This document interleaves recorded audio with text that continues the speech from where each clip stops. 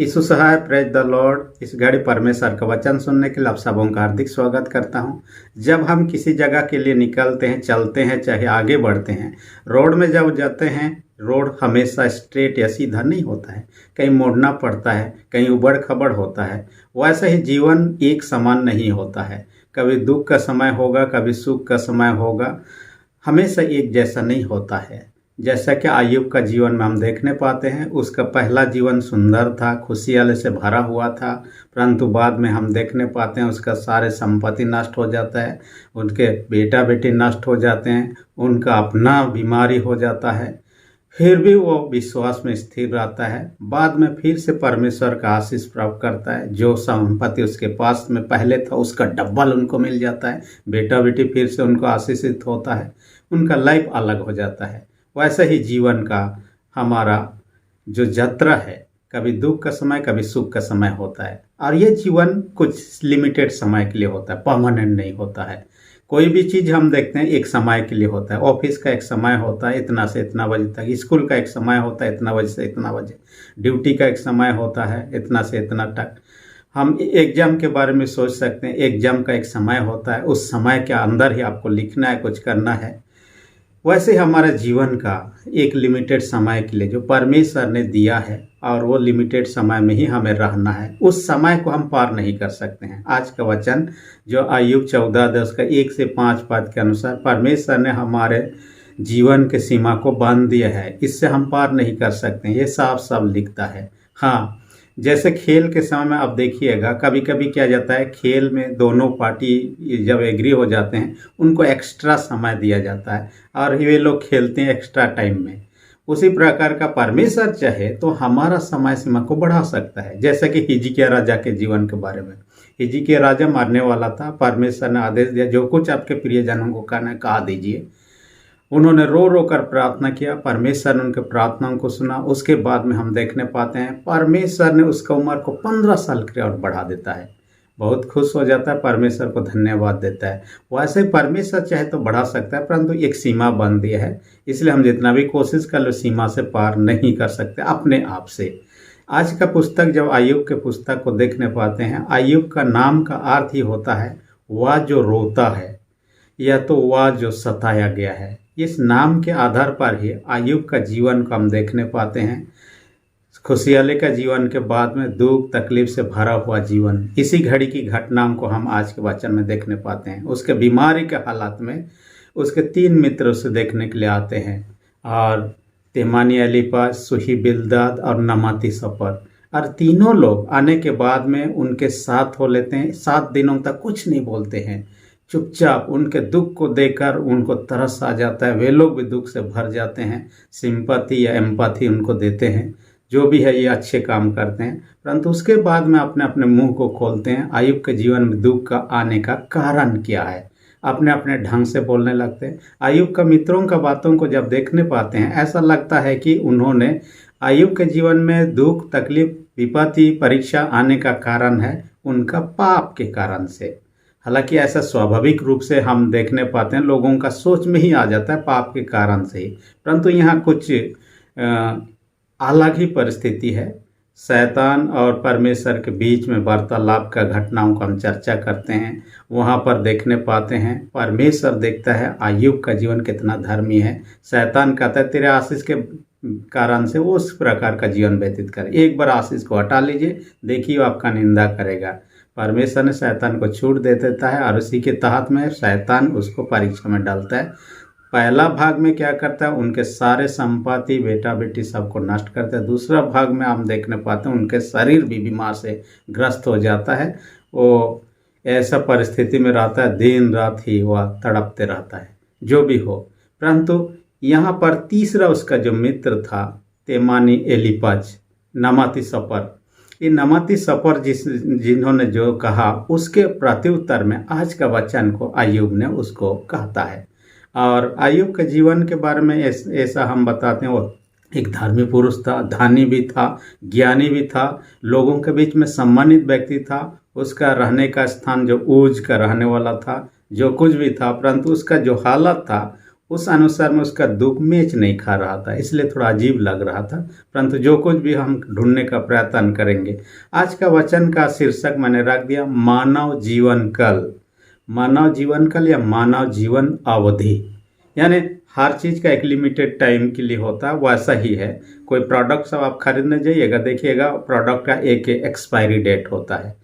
वैसे मनुष्य का जीवन का एक डेट हो गया है, जिसमें कि ईश्वर ने बांध दिया है हमारे सीमा को। उस काल कैसा होता है और कितने दिनों का होता है, इसका अंतर 2 पॉइंट पर हम चर्चा करें। सबसे पहला पॉइंट में हम देखने पाते हैं मनुष्य का जीवन पीड़ा युक्त होता है। मनुष्य का जीवन पीड़ा युक्त होता है, माने हमेशा दुख सुख वाला जीवन नहीं होगा, उसमें दुख तकलीफ समस्या मुसीबत परीक्षाओं के सम्मिश्रण होगा। इसी प्रकार की बातों को दिखाना चाह रहा है। दूसरी बात यहाँ क्या कहना चाह रहा है कि वो थोड़े ही दिनों का होगा, दुख तकलीफ का जीवन होगा। ये तो हम बाइबल में से समझ पाते हैं, क्योंकि जब आदम हवा ने पाप किया, पाप के साथ ही परमेश्वर ने आदम हवा को श्राप देता है। उत्पत्ति 3 अध्याय उसका 17 पद में देखने पाते हैं। और उनको श्राप देने के क्रम में ये कहा तुम्हारा जीवन दुख से भरा होगा, यानी कि दुख के साथ में वे लोग अपना पेट भरेंगे, जीवन व्यतीत करेंगे उस प्रकार का।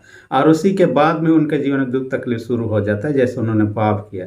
इसलिए पाप के वजह से मनुष्य का जीवन में दुख तकलीफ शुरू हो जाता है। और हम देखने पाते हैं मनुष्य जन्म लेता है, 1 सप्ताह भी ना हुआ हो, कई लोगों का जो हॉस्पिटल में उनको सलाइन लग रहा है, इंजेक्शन मिल रहा है, इस प्रकार की बातों को ये स्वाभाविक रूप से प्रैक्टिकली भी हम देख सकते हैं। जन्म के साथ ही दुख समस्या मुसीबत हमारे जीवन के साथ हो लेता है।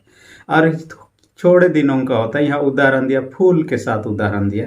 कोई भी फूल हो हमेशा परमानेंट नहीं रहता है, कुछ दिनों के लिए खिलता है। कुछ फूल ज़्यादा लंबे समय तक, कुछ ही दिनों के लिए खिलता है, अपना खुशबू फैलाता है, उसके बाद में मुरझा जाता है, झड़ जाता है, ख़त्म हो जाता है। उसका छाया के समान यहाँ तुलना किया है। छाया जैसे भी दिन में सूरज आता है, छाया निकलता है पेड़ों का, व्यक्तियों का, और शाम होते होते वो छाया ख़त्म हो जाता है, अंधकार हो जाता है, उसके बाद में छाया दिखता नहीं है। वैसा ही है हमारा जीवन जो है, कुछ क्षण के लिए है, उसके बाद खत्म हो जाता है। परंतु ये जो कुछ दिनों का होता है वो दुख से भरा होता है। पहली पाद में ही आयुब यहाँ पर कहता है, और यहाँ हमने पहले ही देख दिया है दुख आने का क्या कारण है तब मनुष्य का जीवन में। और आयुब के मित्रों का बातों का हमने देखा पाप के कारण से, लेकिन यहाँ वो केस नहीं है, पाप के कारण से आया नहीं है, दूसरा ही कारण है। एलीहू का कहना वचन में हम देखने पाते हैं, उनका कहना है मनुष्य के जीवन को शुद्ध करने के लिए ये है, ताकि मनुष्य पश्चाताप करे, पापों से क्षमा मांगे और शुद्ध जीवन व्यतीत करे। तीसरा हम देखने पाता आयुब ये सोचता है, समझ ही नहीं पाता है कि किस वजह से हुआ, क्योंकि उन्होंने ऐसा पाप नहीं किया जिनके कारण से उन पर इस प्रकार की विपत्तियां पड़े। इसलिए समझ से बाहर है, दुख और पीड़ा जो है समझ से बाहर है और मनुष्य को परेशान करने वाली है होता है। ये वो अपने वर्णन में यहाँ कहता है, इसलिए वो भी सही रूप से क्या वजह है समझ नहीं पाया। चौथी बात हम देखने पाते हैं परमेश्वर हमारे जीवन में दुख तकलीफ आने देने का पीछे वो अपने नहीं दुख तकलीफ देता है, आने देता है, ताकि इसके परिस्थिति में हम अधिक ईश्वर पर भरोसा करें, ईश्वर में विश्वास में दृढ़ हो सकें। कई बार इस बातों को इस प्रकार से समझ सकते हैं, जब किसी का जीवन में दुख तकलीफ नहीं है तो ईश्वर को भी याद ना करो। जब दुख तकलीफ परेशानी होता है तब प्रार्थना करो, विनती करो, परमेश्वर से दया आशीष चाहो, ताकि उस मुसीबत से टल जाए, बीमारी से चंगा हो जाए, बाकी समय में अब भूला जाओ। कई लोगों का जीवन में इस प्रकार के बातों को हम देख सकते हैं। इसलिए परिस्थिति के माध्यम से हम ईश्वर पर ज़्यादा भरोसा करें, और जो लोग विश्वास में नहीं हैं वो लोग भटक सकते हैं। दोनों प्रकार हो सकता है जब इस प्रकार की दुख विपत्ति परीक्षा आती है। लेकिन आने जब देता है एक सीमा बन देता है, एक दायरा होता है, और उस दायरा से ज़्यादा हमारे जीवन में दुख तकलीफ आने नहीं देता है, ताकि हम नष्ट हो जाए, ख़त्म हो जाए। ऐसा नहीं चाहता ईश्वर, हम विश्वास में दृढ़ और मजबूत हो जाए। इसलिए हम कह सकते हैं ये आत्मिक युद्ध है। परीक्षा दुख की घड़ी जो आता है हमारे आत्मिक युद्ध या परीक्षा है। परीक्षा का आना किसी के जीवन में अपने आप में बुरा नहीं होता है। परीक्षा तो स्कूल में भी दिया जाता है, परीक्षा तो जॉब इंटरव्यू के क्रम में भी दिया जाता है, लेकिन परीक्षा में फेल होना गड़बड़ है। परीक्षा में पास होना, डिग्री या तो आपको नौकरी या तो मेडल मिल सकता है, उसी प्रकार का है यह आत्मिक जीवन के पक्ष में। ये जो परीक्षा आती है वो अपने आप में पाप नहीं है, परंतु उस पर फेल हो जाना। आयु फेल नहीं होता, यहाँ पर पास हो जाता है। आपको मुझे उससे शिक्षा लेना है, हमें फेल नहीं होना है ऐसे परीक्षा में। जीवन में हम बचपन से परीक्षाओं का सामना करते हैं। हमारा देश की बात में देखिएगा, हमारे सबसे बड़े अधिकारी लोग जो बनते हैं, आईपीएस हो गया, आईएएस अधिकारी हो गया, ये लोग भी टॉप लेवल का एग्जाम को ये लोग पास करते हैं, उसके बाद में बनते हैं। आप जानते हैं कि एक आईपीएस बनने के लिए लोग लगभग हर साल 8 लाख के करीब लोग परीक्षा देते हैं, और उनमें से आईपीएस कितना बनते हैं हमारे देश में? 150, सिर्फ 150 लोग। आईएएस के लिए भी इसी प्रकार का भीड़ रहता है, उसमें से कितना हर साल बनते हैं? एक साल में 180 लोग ही। ये टॉप लेवल पर परीक्षा होता है, और आसानी से कोई ये नहीं कर सकता है। प्रिलिमिनरी एग्जाम होता है, फिर मेंस एग्जाम होगा, फिर इंटरव्यू होगा, इस प्रकार से उनको आगे बढ़ना होता है, और उसके बाद में इस पोजीशन पर किरण बेदी का नाम आपने सुना है, टॉप लेवल का आईपीएस अधिकारी, जो लेडी, पहला इंडिया का पहला लेडी आईपीएस ऑफिसर के रूप में। जो भी हो, ये लोग परीक्षा होकर ही गुजरे और वो यहाँ तक पहुँचे। इसलिए परीक्षा को जब आता है, दुख तकलीफ आता है, हम घबराए नहीं। आयुब एक एग्जाम्पल है आपके मेरे लिए। हम धीरज दें, विश्वास में दृढ़ रखें, स्थिर रखें। ये परमानेंट नहीं होता है दुख तकलीफ, कुछ क्षण के लिए होता है, कुछ समय के लिए, उसके बाद पार होना ही। जैसे जितना भी घुनघर रात्रि क्यों ना हो, दिन का आना, सूरज का निकलना स्वाभाविक है, वैसा ही है। इसलिए हम ना घबराएं, परमेश्वर में विश्वास में दृढ़ स्थिर में बने रहे। दूसरी विशेष बात जो आज के वचन में कहना चाहता है, मनुष्य के जीवन के समय सीमा है, कहता है। पहला तो दुख के बारे में हमने चर्चा किया है, पीड़ा के बारे में। मनुष्य के जीवन का समय सीमा बंधा है। 2 उदाहरण हमने पहले ही चर्चा कर दिया, फूल का उदाहरण, छाया का उदाहरण, भाप का भी उदाहरण देता है। मनुष्य का जीवन ऐसे ही क्षण भंगुर है, कुछ ही दिनों का, बहुत परमानेंट नहीं है। इसलिए कि बाइबल में साफ साफ के भजन से 90 उसका 10 पद में 70 या 80 साल कहा गया है। आजकल तो उतना भी लोग जीते हैं, कई लोग उतना नहीं, उससे बढ़कर भी जीते हैं, अलग अलग हो सकता है। क्योंकि हर एक देश के लोगों का जीने का एवरेज जो है अलग अलग है, उनके भौगोलिक परिस्थिति, खान पान, रहन सहन इत्यादि के कारण से, और दूसरे कारण भी हो सकते हैं।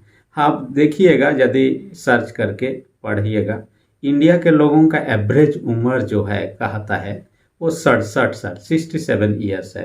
अलग अलग देश के लोगों का, इससे पाकिस्तान का कहें तो उससे और कम है, 66 ईयर है। हम यदि अमेरिका की बात करें, 76 ईयर्स है उनका एवरेज जो उम्र लोगों का, उस देश के लोगों का। हम यदि जापान की बात करें तो उनका 84 ईयर्स। किसी देश का ज़्यादा, किसी देश का कम है। यहाँ एक बात है कि महिलाओं का पुरुषों से ज़्यादा ही होता है, पुरुष लोगों का महिलाओं से कम ही होता है, वो अलग बात है। परंतु एक बात है, हर एक का जीवन का अवधि है, और उसी के जीवन काल में हमें जो कुछ करना है, हमें परमानेंट के लिए नहीं सोचना है। और ये परमेश्वर का दिया हुआ समय है। परमेश्वर यदि चाहे तो अभी भी हमारा जीवन खत्म हो सकता है।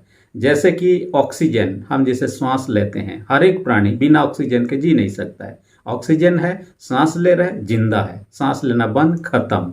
वैसे मछली को अब देखिएगा, पानी में है, जिंदा है, पानी से निकाल के कुछ समय रख दो, हो सकता है कोई मछली बिना पानी के भी रहते, लेकिन अधिकतर मछली मर ही जाएंगे पानी के बिना। वैसे ही परमेश्वर के बिना हमारा अस्तित्व इस धरती पर नहीं के बराबर है। इसलिए कि हमारा जीवन परमेश्वर के ऊपर में डिपेंडेंट।